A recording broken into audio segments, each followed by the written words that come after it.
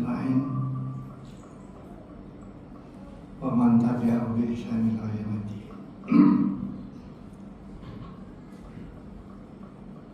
Sebelumnya terima kasih kepada panitia, saya diberi kesempatan untuk memberikan ular-ular lah di sini apa yang bisa saya sampaikan. Tidak terlalu bagus, ya sekedar bicara omong-omongan saja. Saya bukan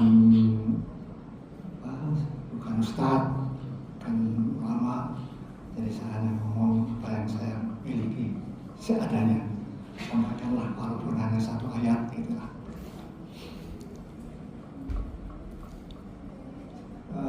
Sampai jam berapa nanti ini? Jam suka juga. 17.38. Iya, kalau 3/4 jam, setengah jam mudah-mudahan. Ya, sebetulnya bisa singkat saja, ini kalau saya cerita panjang tidak cukup juga. Pertama-tama tentunya saya mengucapkan selamat kepada semua yang hadir di sini dan telah melaksanakan ibadah puasa sampai pada tanggal berapa ini? Sudah ke berapa ya? Ke 24. Sudah cukup, sudah hampir mendekati selesai. Mudah-mudahan Anda semua dapat selesai sampai akhir, sampai mencapai cita-cita kita dalam berpuasa, yaitu menjadi orang yang bertakwa. Sebetulnya saya bingung juga apa yang mau saya bicara di sini, tapi saya ingin cerita aja di sini. Kepada semua yang hadir ini saya tanya, pernahkah Anda mendengar cerita mengenai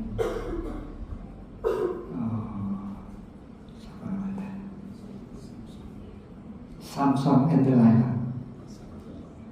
Samson and Delilah. Pernah enggak? Coba yang pernah dengar Samson, ngacung aja. Pernah dengar? Filmnya ada. Siapa yang telah menonton filmnya?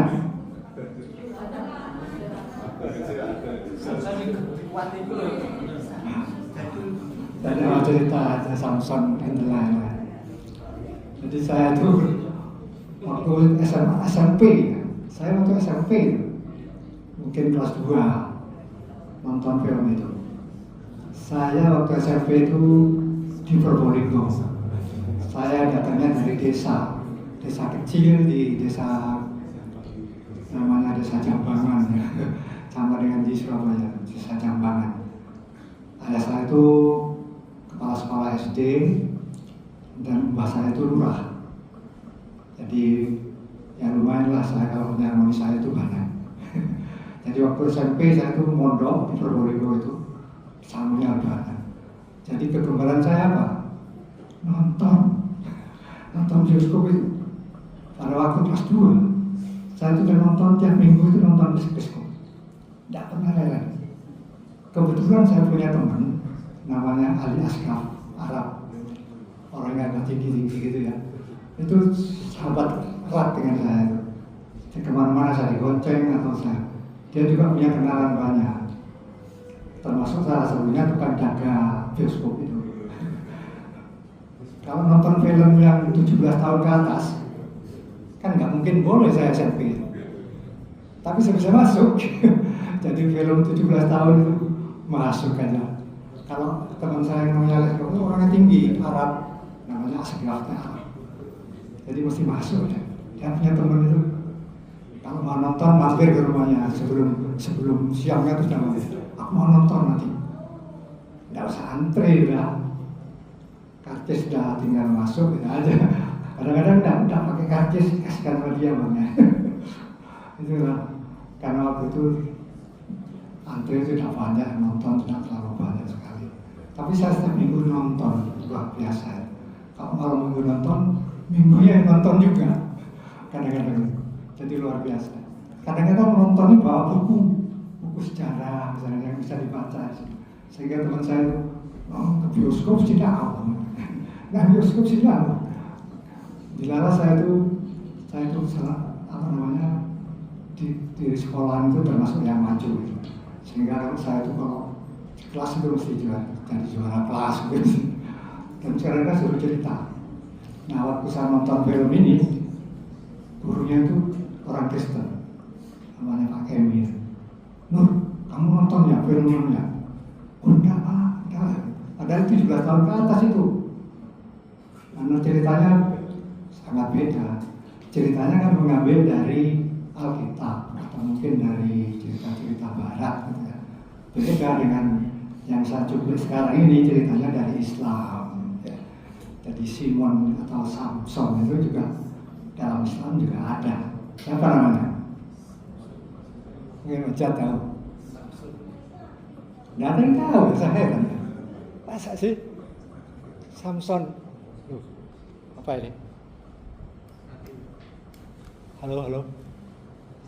Masa Samson aja tidak tahu?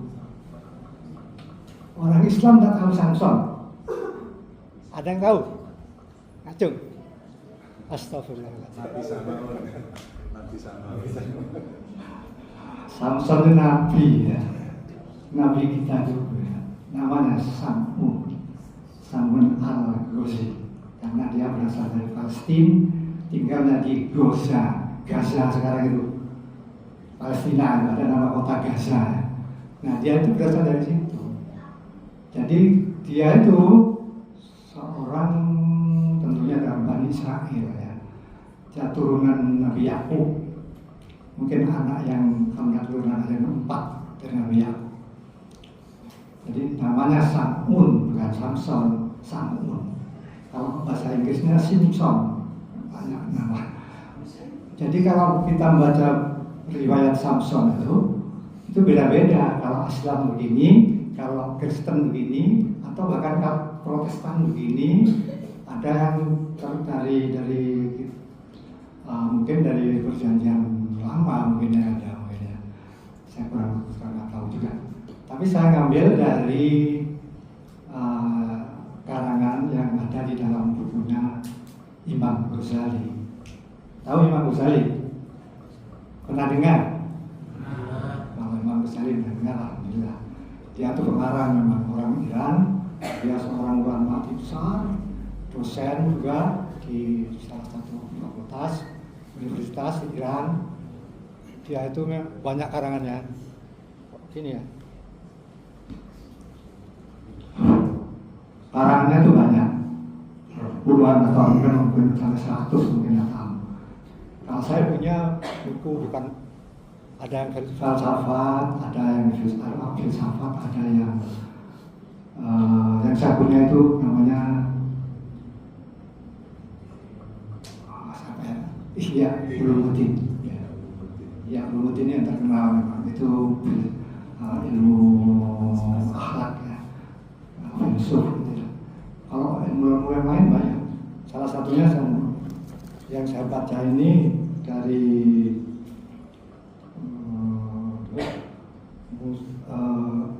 Tuan Punigaon ya.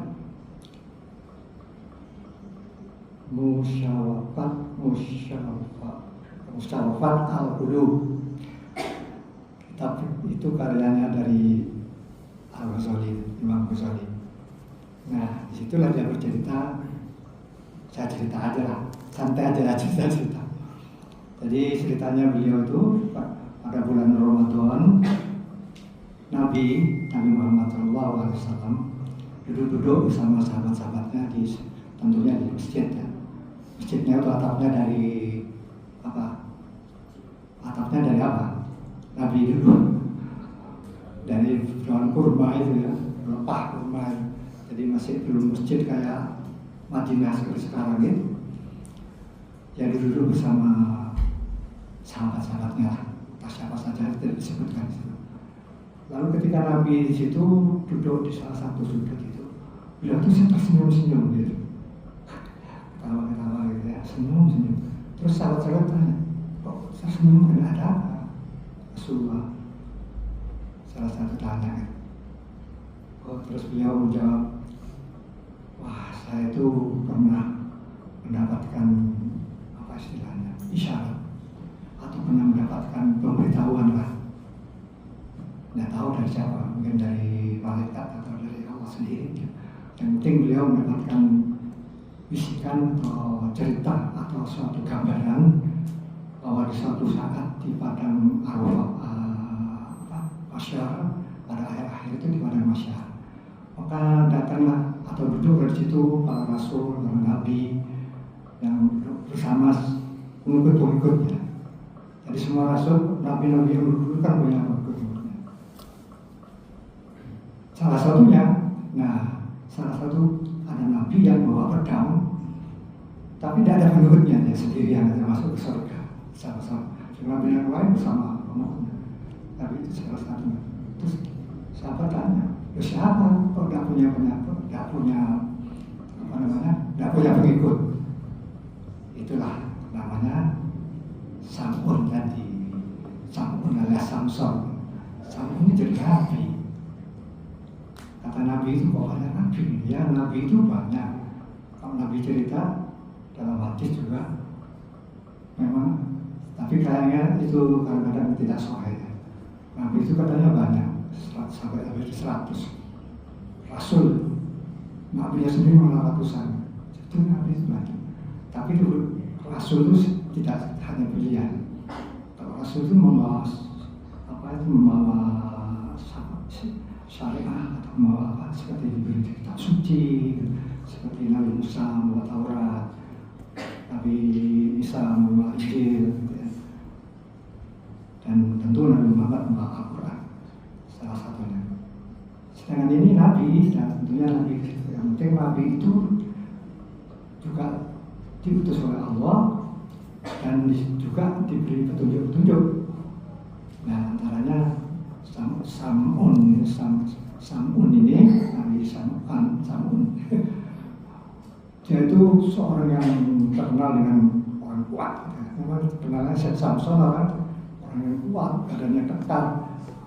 Dia bisa mematahkan besi, bisa merantai, dan pernah diadu dengan harimau, perang dengan harimau. Dia seorang yang bisa berperang ya, dengan senjatanya. Ada namanya juga senjatanya. Namanya Jamal. Nama pedangnya itu Jamal. Itu bentuknya itu seperti rahangnya unta, tapi tajam sekali. Sehingga itu dengan pedang itu dia banyak membunuh orang-orang kafir. Dia memang seorang yang diutus oleh Allah untuk menyiarkan la ilaha illallah, gitu ya. Jadi sudah ada la ilaha illallah itu. Tuhan hanya satu. Dan dia tentunya memberikan dakwah itu pada orang yang di situ disebut orang-orang Palestina. Orang-orang Palestina orang jahat, orang yang masih menyembah berhala, menyembah dewa-dewa dan sebagainya. Dia memang belum tentu akan memusuhi si namanya Sam'un ini. Sam'un ini musuh. Bahkan rajanya pun memusuhi dia karena Sam'un ini tidak cocok dengan raja. Dia sebagai posisi. Kalau dalam cerita Bible dia itu disebut hakim. Hakim juga apa? Hakim di Bible. Namanya penguasa juga. Tapi dia di bawahnya raja. Gitu. Tapi seorang bawahan itu kan tentu punya sendiri-sendiri. Pengacara punya sendiri-sendiri. Ya katakan seperti sini Rocky Gerung. Katakan Rocky Gerung yang suka berantem pemerintah. Misalnya gitu kayaknya. Jadi Sam'un itu dia dengan rajanya namanya kebetulan Israel, namanya Israel. Dan rakyat Palestina itu memusuhi si Sam'un dengan sehingga akhirnya istrinya itu dibunuh. Istri Sam'un yang setia sekali dengan orang Palestina juga. Kemudian sesudah itu raja kan tidak senang ada orang di negaranya yang sok berkuasa dan menentang kepercayaannya sebagai pagan atau zaman itu kan istilahnya nyembah berhala gitu. Lalu akhirnya rajanya itu membuat suatu sembahan. Siapa saja yang bisa membunuh Sam'un akan saya beri harta banyak sekali pokoknya, emas berlian ya. Yang orang Palestina tidak ada yang berani, tidak ada yang berani satupun, ada yang berani takut maju. Akhirnya si raja ini atau mungkin rakyat Palestina sendiri memberikan istri kepada memberi istri namanya Delilah itu, Delilah. Istrinya itu pemberiannya dari Palestina. Dia cantik. Kalau waktu di film ya, dengan istri yang pertama itu dia waktu sedang berperang, diadu dengan perang, apa istilahnya? Ya bergelut itu apa istilahnya, perang lah. Apa ya? Bertempur di dituju dari raja. Dia semacam begitu. Dia jatuh cinta kepada anak raja. Nah itu yang diberi istri. Tadinya tidak boleh, tapi akhirnya diberi istri. Tapi akhirnya dibunuh itu tadi yang pertama. Yang kedua ini, nah terus diberi orang namanya Delilah, yang sebetulnya itu semacam kalau di dalam film baratnya itu dipakai sebagai pancingan untuk menggoda aja. Tapi dalam Islam memang betul juga istrinya yang beristri. Nah karena itu istrinya sangat cinta, istilahnya dikatakan cinta, maka Raja Israel namanya mendatangi istrinya itu, dipanggil, hei Delilah, kamu cinta sama suaminya? Oh cinta. Benar udah cinta? Iya. Tapi tahukah kamu bahwa semen itu membuat resah masyarakat di sini? Orang nggak senang, banyak sekali resah. Kamu dianggap penyembah berhala. Oh, tahu katanya. Nah, sekarang mau kamu membujuk dia, diikat. Waktu itu diikat, bawa ke, terus panggil orang Palestina, bawa ke istana. Bingung dia gimana caranya. Terus akhirnya dia karena diberi hadiah nanti kalau berhasil emas berlian pakai sampai akhirnya dia mencoba. Malam pertama dia sudah mulai, tapi si Nabi Sam'un sedang sholat. Di situ disebut sholat. Jadi mungkin sholatnya beda dengan sholatnya kita sekarang, karena sholat Nabi itu sudah Isra. Itu pokoknya sholat itu melafalkan lafal la ilaha illallah itu. Jadi ya sedang sholat, tidak bisa, tertidur sama istrinya. Hari kedua dia mulai sama raja, dia diberi tali, diikat. Terus rajanya itu sama suaminya dihijab. Terus sudah bangun, namanya Samson, lepas semua. Tanya, kenapa aku diikat gini? Kata istrinya, enggak, saya memuji kekuatan kamu, kuat enggak. Oh gitu. Terus hari ketiga kalinya coba lagi, lepas lagi, sehingga akhirnya istrinya itu, nah itu adegan-adegan yang kalau di film itu, saya tidak boleh nonton. Akhirnya dirayu lah suaminya itu, dirayu, terus akhirnya tanya, kamu kok begitu kuat, sebetulnya apa yang menyebabkan kamu kuat? Aku cinta kepadamu, pokoknya dirayu. Akhirnya dia, saya itu waktu lahir telah diberikan oleh ibu saya itu suatu kekuatan yang diberikan oleh Allah Subhanahu wa Ta'ala, kekuatan yang sangat kuat sekali.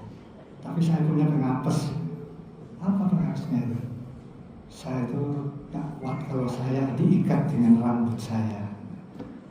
Nah itu kalau dalam Islam diikat dengan rambutnya si Samson panjang, diikat potong-potong, bisa disambung-sambung terus diikat. Tapi disambung dengan tali-tali yang benar ya, dengan rantai-rantai.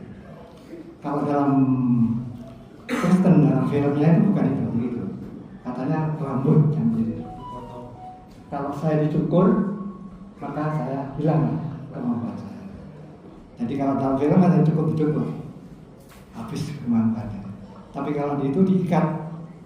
Kalau Islam diikat dengan talinya sama. Sesudah diikat dengan itu benar-benar tidak bisa. Nah, sesudah diikat betul dengan tali itu betul-betul dia tidak bisa berkata apa-apa. Terus dipanggillah rakyat Palestina atau tentaranya bukan Nabi, Raja Israel itu akhirnya dibawa ke istana. Di istana dia udah bisa dihukum, diikat dengan tangan-tangannya memarkan, matanya dicukil kan, sampai dia buta. Jadi baru dihukum.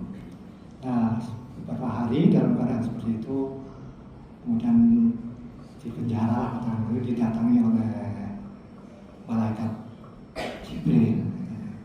Malaikat Jibril menanyakan, "Katakan, ya saya ini salah, saya telah mengeluarkan rahasia saya pada istri saya bersalah, saya minta maaf kepada Allah, karena saya diberi kekuatan oleh Allah, saya membocorkan pada istri saya." Akhirnya malaikat Jibril menanyakan, "Apa yang kamu inginkan? Turunlah kembalikan kekuatan saya akan berjanji dengan janji yang baik." Terus udahlah, karena hanya malaikat Jibril memberi kekuatan lagi, dan pada saat dia masih pura-pura masih lemah gitu. Terus dia karena Raja Israel itu ingin menontonkan kepada masyarakat, maka diundanglah masyarakat Palestina itu, rakyatnya datang semua ke kerajaan. Kalau di film itu di kuil, kalau di Islam di kerajaan. Terus dia memang diberi pendamping seorang anak yang karena buta kan ditungkil matanya, dibawa kemana-mana. Padahal sebetulnya dia sudah mulai baik, pura-pura aja. Terus Samun bilang, "Tolong saya ditempatkan di cagak yang dua di sana, di apa istilah tiang." Di film ada ya di tiang. Lalu oleh anak yang pemandunya itu dibawa situ. Padahal dia sudah punya kekuatan. Nah, ramai semua Palestina, semua istrinya juga ada di situ. Si Delilah, raja ada di situ, dipotong orang-orang inilah. Si namanya si Samun sudah tidak bisa berbuat apa-apa. Karena sudah memiliki kekuatan, tiang diginikan saja kuat. Roboh semua istananya itu ambruk semua. Kalau di film itu kuil, hanya ambruk semua, hanya kena semua rakyat yang ada di situ mati kabeh, kafir istilahnya lagi. Sehingga lebih banyak dari yang dibunuh pakai pedang ya, kan, di dalam ceritanya. Sehingga di dalam Kristen Akbar itu dia mati, dan dalam Islam dia dihidupkan kembali. Nah, dalam kehidupan itu di kehidupannya malaikat Jibril dia berjanji. Apa janjinya? Karena dia sudah kekuatan kembali. Apa janjinya? Berarti tidak pernah tahu. Tidak pernah tahu. Janjinya dia mengatakan kepada malaikat, "Saya kalau hidup terus, saya akan beramal selama 1000 bulan. Saya akan beramal 1000 bulan, akan beribadah selama 1000 bulan." Nah, itu yang dia selesai. Sebetulnya masih panjang, tapi saya panjang suruh ceritanya panjang, ini singkatnya seperti itu dalam Islam. Yang penting janjinya itu, dia berjanji bahwa dia akan beramal, beribadah selama 1000 bulan. Terus Nabi sahabat sudah tanya kepada, "Ya Allah, Nabi, siapa yang bisa beramal selama 1000 bulan? Kita hidup hanya berapa tahun? 1000 bulan itu berapa tahun? 83 tahun seumur saya." Jadi saya berumur 83 sekarang. Jadi seumur saya mana mungkin bisa hidup sama 83? Belum tentu bisa. Maka akhirnya datanglah wahyu. أعوذ بالله من الشيطان الرجيم بسم الله الرحمن الرحيم إنا أنزلنا في ليلة القدر وما أدرك ما ليلة القدر ليلة القدر خير من ألف شهر تنزل الملائكة الملائكة والروح فيها بإذن ربهم من كل أمر سلام يا حتى مطلع الفجر. Itulah yang itulah akhirnya wahyu yang datang. Akhirnya Nabi tadi tahu terjemahannya itu apa terjemahannya. Menurut seorang Al-Quran maka sesungguhnya akan kita turunkan Al-Quran pada malam Lailatul Qadar. Apa itu Lailatul Qadar? Lailatul Qadar ialah suatu malam yang mulia yang sama dengan 1000 malam, 1000 bulan, 1000 bulan, sama dengan 1000 bulan. Pada saat itu datanglah malaikat-malaikat, termasuk Nabi dan termasuk malaikat Jibril yang akan menata malam itu. Dan pada malam itu penuh dengan kebiasaan sampai akhir, sampai akhir fajar. Nah itu sebabnya. Sehingga Nabi, ya kamu tidak usah berpuasa selama 1000 bulan. Yang penting kerjakanlah atau carilah malam Lailatul Qadar. Malam Lailatul Qadar itu kapan? Nah itu banyak yang masih kurang tidak begitu apa istilahnya itu tidak menemukan apa ya hadis-hadis sahih atau apapun. Yang penting Nabi pada suatu saat pada tanggal 20-an begitu. Sebetulnya pada tanggal 10-an Ramadan itu Nabi sudah mengadakan itikaf dengan banyak yang hadir. Nabi terus pada saat itu beliau memohon pada Allah, mohon maaf dan seterusnya. Dan malaikat Jibril datang, nanti kamu datang pada berikutnya saja. Ini pada tanggal 20 beliau juga melakukan itikaf dan juga dihadiri oleh banyak dan hadirlah di situ Jibril lagi. Dan beliau mengatakan, pulang aja kamu semua. Maka akan datang malam Lailatul Qadar itu pada besok malam dan seterusnya sampai. Nah itu tanggal 21 sampai tanggal akhir.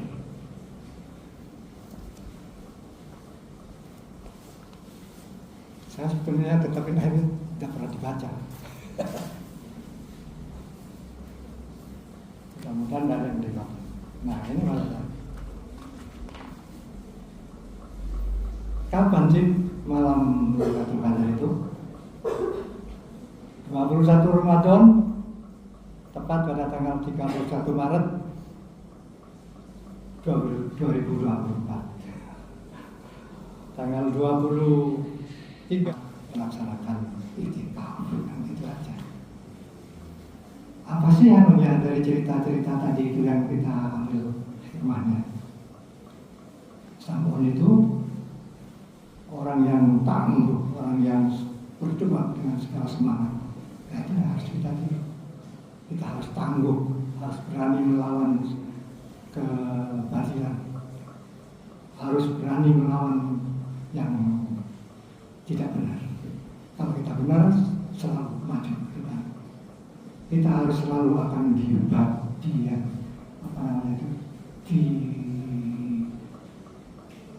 dicoba oleh Allah. Cobaan itu macam-macam. Ada orang yang dicoba fisiknya, ada orang dicoba dengan jiwanya, ada dicoba dengan hartanya, ada juga dengan mungkin sakit. Semua itu dicoba, dan artinya bahwa Allah memperhatikan orang kita. Kalau dia tetap tabah dengan cobaan itu, akan berhasil. Itu.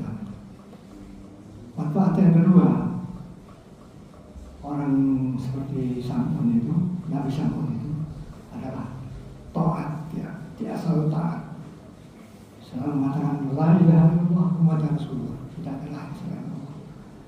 Walaupun mereka bangsa pagan itu menyembah berhala, menyembah macam-macam di zaman itu, tapi dia tetap mengatakan la ilaha illallah Muhammadur Rasulullah.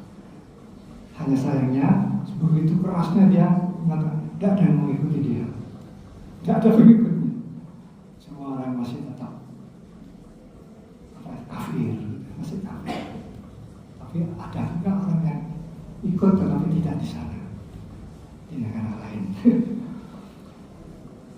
Terus yang ketiga, manfaatnya tentu takwa. Takwa itu apa sih? Orang bertakwa itu kan sama orang yang melaksanakan perintah-perintah Allah, tapi juga menghindari larangan-larangannya. Takwa, yaitu yang harus dikerjakan. Yang memang mudah sekali sih mengerjakannya kalau daripada 1000 bulan ya namanya. Kan hanya cukup mengikuti malam Lailatul Qadar selama 10 hari. Anda mengatakan melakukan ibadah yang banyak, amalan yang banyak, sholat tahajud ada, sholat taubah bisa, dan iktikaf pada hari-hari terakhir ini, dan banyak melakukan baca Al-Quran, tadarus sampai habis. Ada yang dalam 10 hari itu menyelesaikan Al-Quran, menghatamkan Al-Quran, tapi juga ya pada 10 hari itu juga melakukan sedekah yang sebanyak-banyaknya.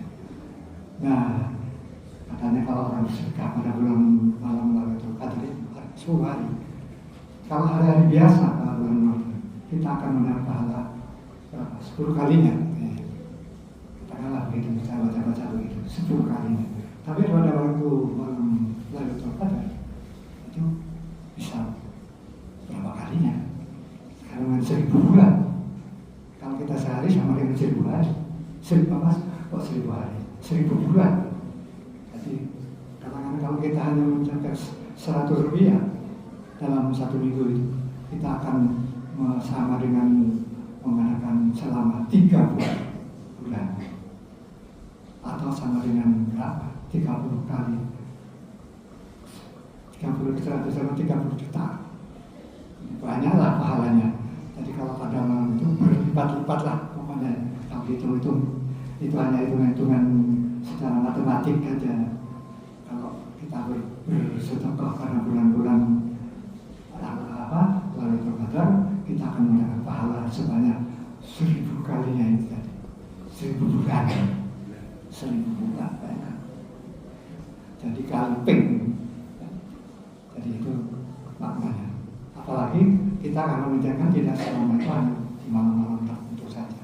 Hanya iktikaf selama sebulan bisa dilaksanakan setiap orang. Mengaji biar bisa dilaksanakan setiap orang. Jadi makanya marilah kita dalam 10 hari ataupun seterusnya kita akan menjadi orang yang baik, orang-orang yang bertawakal, orang yang tawakal, orang yang takwa, ya, sesuai dengan tujuan puasa kita. Makanya kita itu harus tetap kuat iman kita, ya. Jangan sampai kalah dengan iman karena pengaruh daripada apa yang disebut dengan iman harta. Banyak orang-orang yang murtad karena harta. Ada seorang yang betul-betul kiai murtad menjadi seorang pendeta karena harta. Siapa itu? Syafiuddin Ibrahim. Padahal putranya 3 orang, semua lulusan IAIN. Namanya juga Al-Qaddafi, Al-Tamimi, tiga-tiganya nama-nama fanatik semua. Ayahnya menjadi seorang pendeta yang menghina Nabi Muhammad SAW. Bahkan usul bahwa 300 ayat Al-Quran harus diganti kepada Menteri Agama. Mana ada ayat harus diganti, ayat Al-Quran diganti. Dan sekarang dia lari ke Amerika. Dan sekarang sudah habis paspornya. Dia beruntang-lantung di Amerika. Beruntang-lantung sudah tidak ada yang bantu lagi. Istrinya lari ke Indonesia. Istrinya juga seorang yang ikut lari ke Indonesia. Anaknya ditinggal di Indonesia. Soal istrinya itu sekarang ya banyak main-main. Dan dia sekarang apa yang kerjanya di Amerika? Dia memang tetap berdakwah, melakukan Nabi Muhammad itu istrinya banyak, istrinya tuh dia seorang apa poligami dan akan menunjukkan istri banyak. Padahal istri banyak itu kalau orang Islam kan banyak alasannya. Katakan juga apa namanya yang paling terkenal terakhir yang mengatakan Nabi Muhammad itu kawin dengan seorang Aisyah yang masih umurnya 6 tahun. Saya baca 6 tahun. Ustadz kami nama tahu ya Ustadz nama. Kalau mau mengikuti bantahannya, ikutilah Ustadz kami nama. Ya. Ustadz kami nama itu yang sekarang banyak memberikan dakwah luar biasa. Ya. Karena dia seorang pendeta yang menjadi Islam dan betul-betul belajar Islam. Dan sekarang ada yang pengikut terbaru yang baru sebulan, namanya Yeslin, seorang Chinese juga yang sekarang dijuluki Felix Setan yang kedua. Yeslin namanya. Kalau orang Islam dia ditambahin, jangan mau diganti namanya Yeslin aja. Orang Cina yang betul-betul anti sama Islam, dia sama apa? Kalian tidak masuk akal, tidak masuk Islam sama sekali. Islam tidak tahu. Dia seorang ahli musik gereja yang tukang main piano, tukang memimpin apa namanya kor, tidak pernah tahu Islam, tapi saya sudah tahu Islam dia belajar masuk Islam. Tapi yang dia pelajari itu jauh sekali. Pertama yang tidak dia percaya itu Nabi Yesus itu Tuhan, tidak masuk akal. Dia seorang anak manusia kok menjadi Tuhan. Banyak banget alasannya. Yang paling dia makan dari kita, merah seperti kita. Dan dia jadi Tuhan. Lalu ibunya dibunuh oleh Tuhan. Dan Tuhannya dia, jadi dia membunuh anaknya. Ibunya sendiri dibunuh. Lalu katanya kalau ikut Yesus, maka hilanglah semua dosanya. Kan gitu kan? Dia penebus dosa.